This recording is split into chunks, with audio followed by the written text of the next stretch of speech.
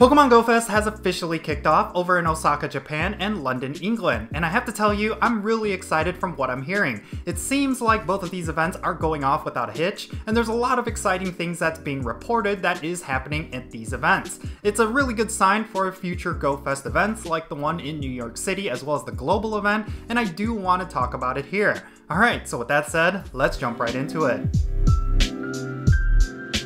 And how's it going, everyone? It's me, it's Jinsula. I hope you're having a good day and welcome to today's Pokemon Go video. Okay, so today we're going to be talking about everything that's going on with Pokemon Go Fest over in Osaka and London, because I do think it's a good indicator for how the New York Go Fest as well as the global Go Fest are going to go down. What I'm going to do is put a spotlight on all the features that have been very surprising to me, as well as some of the things that have stood out to me that I really do think are major positives when it comes to these in-person events. Now, the first thing that I have to mention is that a lot of players are saying that the event is not buggy, which I'm really happy about, because when it comes to the Pokemon Go Tour event that happened in Las Vegas, that was an unmitigated disaster, and I was really worried that with Pokemon Go Fest happening in two different cities at the same time, that it was going to cause a lot of lag and a lot of server issues, but it seems like that is not the case. Of course, as of right now, these events are on their first day when I'm recording this video, so we really do not know how it's going to pan out. Like, maybe everything's going to go downhill on Saturday, and by the time you watch this video, that is going to be the headlines, but I really am hopeful that Pokemon Go Fest is going to go well, because I really feel like Niantic needed the win. They've been having a very rough summer when it comes to player sentiments, and of course, with the Pokemon Go Tour event that we had at the beginning of the year, a lot of players just do not trust Niantic to be able to run an in-person event. But as of right now, it seems like Osaka and London are doing well, and that is great to hear. Now, there's a lot of things coming out related to Pokemon Go Fest that I actually find to be really exciting, and also stuff that really stands out. Of course, none of this stuff is brand new information, considering that a lot of players were expecting a lot of certain things to happen during Pokemon Go Fest, but nevertheless, I still think a lot of this stuff is really exciting. First and foremost, it is confirmed that you can get Mega Energy from Mega Rayquaza raids for Mega Rayquaza, and you know, I'm kind of disappointed that they went with the rates for both Primal Kyogre and Primal Groudon. Like, it's definitely going to require you to do multiple Mega Rayquaza raids in order to get enough Mega Energy, but at the same time, it totally makes sense, because they would want players to do as many Mega Rayquaza raids as they possibly can, and they would be very disappointed if players just did one Mega Rayquaza raid and they were just completely done with it. It's kind of like the big highlight of Pokemon Go Fest this year, that Mega Rayquaza is going to be in raids. So it was totally expected, at least on my end, that they would go with a much lower rate at collecting Mega Energy for Mega Rayquaza, especially because they would want people to do multiple raids. I was actually able to participate in a couple of Mega Rayquaza raids through remote raid passes, and yeah, I thought it was very interesting, because the raids were a lot harder than I thought they would be. Even though Mega Rayquaza is just a beefed up version of a regular Rayquaza, it felt like it was hitting all of my ice types really hard, and yeah, I did like the challenge. Now, the other thing that is being reported is, of course, Rotom. This Pokemon is very interesting in that it has a lot of different multiple forms, and a lot of those forms were originally supposed to be with each of the Go Fests, but it seemed like for a while they just discontinued that trend, and yeah, they're bringing it back. You could get yourself an Ice Rotom, I think it's what it's called, like the fridge-shaped Rotom at Pokemon Go Fest, and I think it's really cool and it's really interesting. Rotom is one of those Pokemon that is more of a collector's item. It's not necessarily going to have a lot of gameplay significance, so it's essentially just a neat little in-person event exclusive, kind of like what Unknown used to be. Next up, we got the shiny form for Aerodactyl wearing a satchel being confirmed as well. I think this is a really cool one. It's kind of reminding me of the cowboy hat Snorlax from the previous Go Fest. I think it's going to be one of those event-exclusive costume Pokemon that a lot of players are going to want to get. We also got the confirmation of Shiny Dewpider as well as Shiny Petalil. Those are two shinies that were going to be introduced through Pokemon Go Fest, and it seems like a lot of players were able to obtain them at a good rate. That makes me hopeful for Pokemon Go Fest New York, because as a ticket purchaser, I was really hoping that the shiny rate would be good, and it seems like that is the case.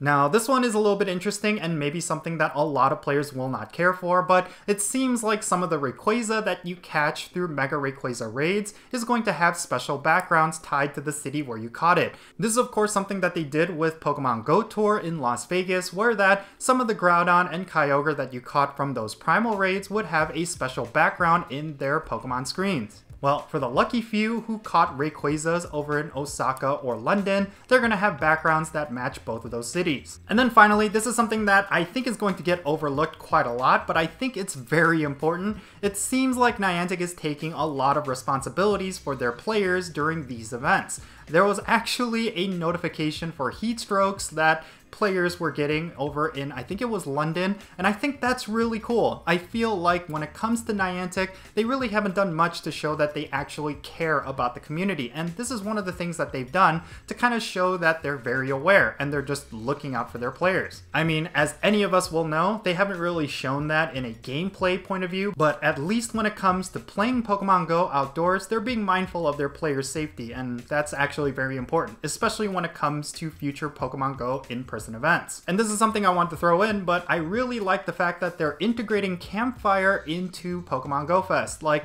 if you open up Niantic Campfire while at Pokemon Go Fest, you can actually get an interactive map that you could use while you're over at those events. So yeah, overall, I'm really excited for Pokemon Go Fest New York. I'm really glad to see that Niantic did pull out all the stops when it comes to Pokemon Go Fest, and I do think that when it comes to Osaka and London, they are a good snapshot of what we could expect for the future Go Fest events later this month. Of course, the global Pokemon Go Fest is not necessarily going to have a lot of the same amenities as the in-person events, and that's really unfortunate, but at least for Pokemon Go Fest New York, where I'm assuming a vast majority of you are actually going to attend, it looks like Niantic is actually doing things right, and that's really good news. Ultimately, there's been a lot of reasons to be disappointed with Niantic this year. I mean, the Go Tour event was a complete disaster, like I mentioned several times in this video. And of course, from a gameplay point of view, they've made a lot of decisions that were incredibly unpopular and for good reason. And I really do think Niantic needed this win. Like, there was a lot riding on Pokemon Go Fest this year. Like, if Pokemon Go Fest was a disaster, like, they would have had a lot of problems and a lot of players would have probably quit. One of the big complaints that players have had over the past several months is that they feel like Niantic is incompetent and they don't know how to run their game, and they really haven't done any evidence to suggest otherwise, but it really seems like Pokemon Go Fest is going well, so you have to give credit where credit is due. It seems like Niantic got their act together and they're making sure these events run without a hitch, and yeah, I think that's a really good thing. But of course, we really do not know. I mean, information can come out that these events were actually disasters and there was a lot of problems. Like, I really do not know because I'm actually not there. But I will be at Pokemon Go Fest New York, and I'm really hoping it ends up going well because I really want Pokemon Go to succeed. I feel like this is one of the toughest years of this game, and I feel like there needs to be a huge rebound. There needs to be a huge bounce back, and it's really going to be up to Niantic. If they knock it out of the park with these in-person events, I think that's a huge plus. But there's still a lot of room that they need to make up. There's a long way to go before they can be in the good graces of the Pokemon Go community, but I still think this is a good step in that direction. But in any case, yeah, that's going to be it for this video. I just wanted to share some of my thoughts regarding everything that I've been hearing from those who are attending Pokemon Go Fest in Osaka and London. And yeah, I'm really excited. Considering that I'm going to be attending Pokemon Go Fest in New York, there's just a lot of things to look forward to, and I was just really hoping Niantic got their act together, and it seems like they did. But I would love to know your thoughts down below. Is this enough for you to feel more positively about Pokemon Go? Are you attending Osaka or London right now? If you are, definitely share in the comments what your experiences are, because I would love to know. And yeah, with that said, that's pretty much going to be it for this video. Thank you so much for making it this far into it, and if you found it to be enjoyable and informative, make sure you hit that thumbs up button and subscribe if it's your first time here, and don't forget that little bell so you can stay up to date on whenever I upload videos. And as always, I want to give a quick shout out to my patrons on Patreon. All of you make this channel content possible. If you want to join my patrons in being an in-game friend in Pokemon Go, then do consider becoming a patron on Patreon, because all my patrons get a permanent spot on my friends list. And yeah, I try to invite patrons to remote raids as often as I can, so if you need raid invites, then that is one way you can get them. And of course, if you want to support my channel non-monetarily, you can find me on social media. I'm over on X, which is the new Twitter, as well as Instagram and Threads. My handle is @CountJinsula, just like my YouTube channel. So yeah, you can go and look for me there. And that's going to be it for this video. I'm Count Jinsula. Be safe, have fun, love yourself, and I'll catch you all later.